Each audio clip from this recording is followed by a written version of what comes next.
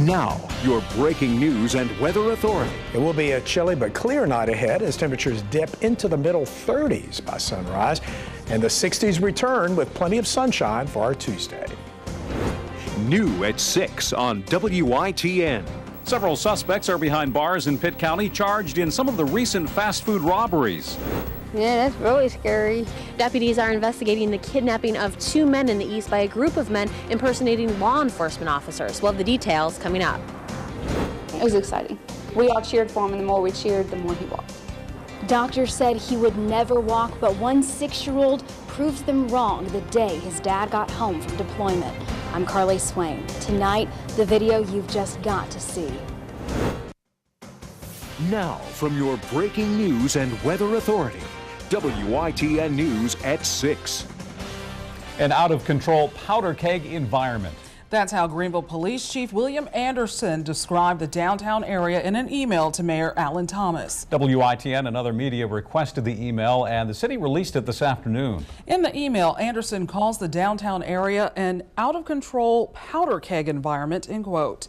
He writes about a dangerous situation Thursday in which a fight broke out and a gunman pulled the trigger, but the weapon misfired. Anderson's email calls for the city government to address the downtown issue and says it cannot solely be law enforcement's problem. Anderson wrote, quote, even more discouraging is to listen to a member of city council state what the police have been doing downtown is not working. My position is if what we have been doing was not working, there would have been a lot more bodies to clean up. This is not the first, nor will this be the last incident of this type, end quote. Now, just a short time ago, Mayor Thomas shared his email response to the chief with WITN. In his email, Thomas reminded the chief that the two of them have discussed this issue in detail and questioned why people are allowed to mill around downtown. Allen lists the steps he believes are needed, including removing the barriers and preventing a carnival-like atmosphere, keeping people off the streets, and a new task force. Now, to read both emails, you can go to WITN.com.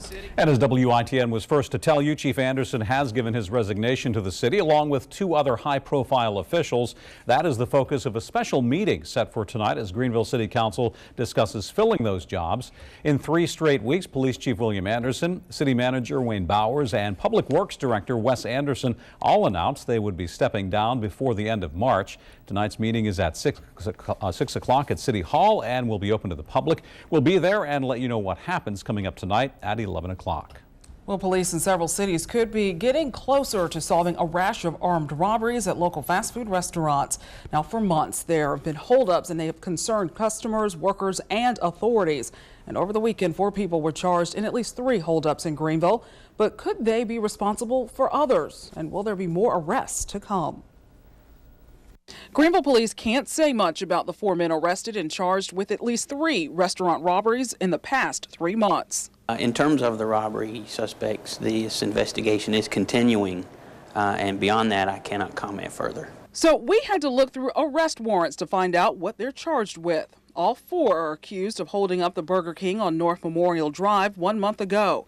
But 23-year-old Marcus Garrett of Greenville is also charged with holding up the KFC on January 5th on Greenville Boulevard with 19-year-old Pernice Wilkins of Williamston.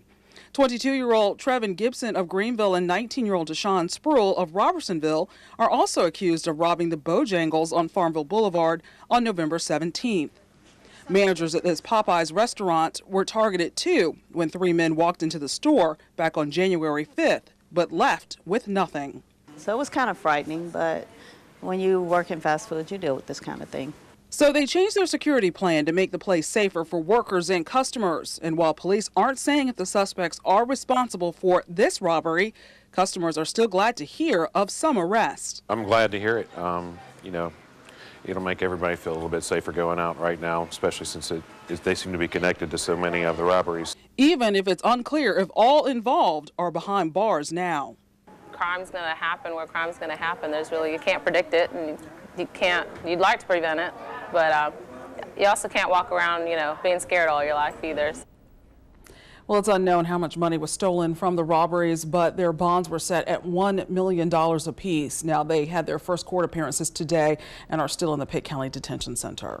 Deputies are investigating the kidnapping of 2 Hispanic men last night by a group of people who used flashing lights on their SUV to impersonate the police. As Hillary Magosh tells us, the Wayne County Sheriff's Office says the kidnappers released one of the men this morning while the other is still missing. People living in D&W Trailer Court in Goldsboro say they can't believe their neighbors, 48-year-old Gennaro Jamis and his son, 24-year-old Israel Aguirre, were kidnapped from their car Sunday night. Yeah, that's really scary. It happened on Leonard Drive, a dusty road leading to the trailer court, around 10:30 as the men were heading home. They just left the party out of Mount Olive. When they got there, they saw a white SUV, possibly Expedition, coming towards them to start with, and then it turned around on them and turned on lights, blue, yellow, and red lights. Major Effler says the victims then stopped their car thinking they were being pulled over by police. But instead, he says a group of 6 masked men, one described as Hispanic and the rest white, kidnapped Jamis and Aguirre from the car. It's kind of scary this close to home, and I'm glad they didn't try to come in here. Effler says a motive is still under investigation, but says they were in a party in Mount Olive. It was the adults and some children. When they came back, like I said, the people seemed to be waiting for them, and they acted like they were looking for them. So it makes us think, anyway, that the kidnappers might have been at the party too. He says the kidnappers released Aguirre unharmed Monday morning, but few details were provided. He says the men dropped him in a wooded area and Aguirre walked quite a distance to a highway to seek help. He says Aguirre is working with deputies to locate the wooded area where he was released and says Jamis is still missing. In Goldsboro, Hillary Magosh, WITN News. Major Effler says deputies have not found the white SUV used in the kidnapping yet and says it is possible the kidnappers bought the lights online. He says if you ever get pulled over and doubt it's a real officer, well, drive to a well-populated area, ask to see the officer's identification through the window, and call 911 or the sheriff's office to confirm that he or she is actually an officer. Well, a nice Monday to start off the work week with temperatures into the 50s, and it's going to get even warmer tomorrow. If you can believe it, Marvin, another sunny day to end the month of January with temperatures in the 60s. That's right, another warm one out there, so we're going to finish up the month well above normal temperature-wise. This evening, not bad at all. It's been a little cool today, but temperatures still a couple of degrees above normal for this time of year. Clear skies, and those clear skies and light winds will enable our temperatures to drop quickly during the evening from the upper 40s down into the upper 30s by around midnight or shortly thereafter. Mid-30s early in the morning inland. Along the beaches will be in the upper 30s to near 40 degrees. Our Tuesday forecast, sunny skies, and it'll be mild as temperatures warm about 10 degrees higher tomorrow than today. So instead of those mid to upper 50s, we'll be in the mid to upper 60s tomorrow, and still mild as we head into Wednesday, back in the near 70 actually on Wednesday. And then a weak front will kind of come into the area on Thursday. Could bring a few showers, maybe temperatures in the middle 60s in the afternoon, but overall still a very mild pattern for the next few days. I'll have more of the forecast in just a few moments. Lynette and Dave. All right, thanks so much, Marvin. Well, 3 people were taken to the hospital over the weekend suffering from carbon monoxide poisoning after officials say a heat duct in their home's heating system had a hole in it. It happened around 7 o'clock Saturday morning on the 1400 block of Centennial Trail in Kinston.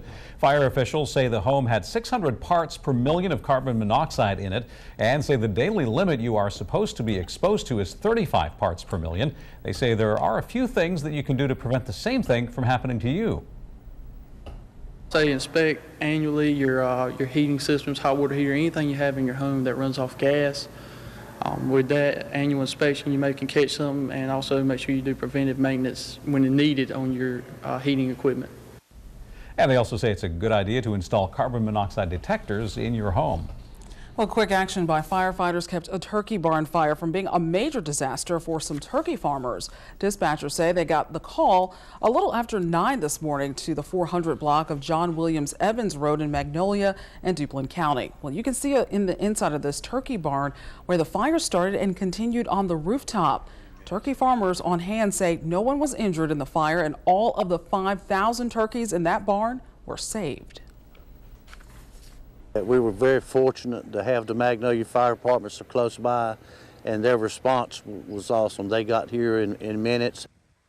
Well, the turkey farmer tells us the cause of the fire was electrical.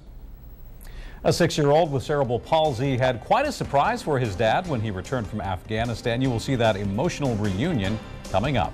Plus, it's on to Hollywood for another singer from Eastern Carolina getting her shot at American Idol.